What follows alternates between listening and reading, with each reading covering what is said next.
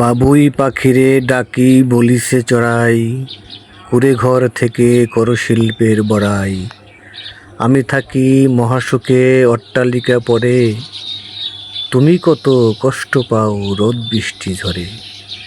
বাবুই হাসিয়া বলিছে, সন্দেহ কি তাই, কষ্ট পাই তবু থাকি নিজেরও বাসায়।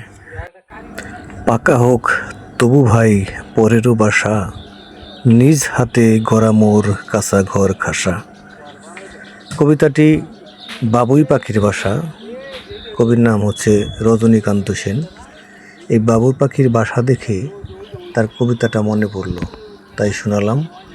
অনেকদিন পর এই তাল গাছের মাথায় গ্রামে এসে এরকম বাবুই পাখির বাসা দেখলাম, তাই একটু ভিডিও করে আপনাদের মাঝে উপস্থাপন করলাম। ভিডিওটি ভালো লাগলে অবশ্যই লাইক শেয়ার করবেন। দেখুন কত নিপুণ কারিগরেরা কত কষ্ট করে তাদের বাসাগুলো তৈরি করে, তবুও তারা অনেক সুখী। এটা হচ্ছে নিজের বাসা বলে।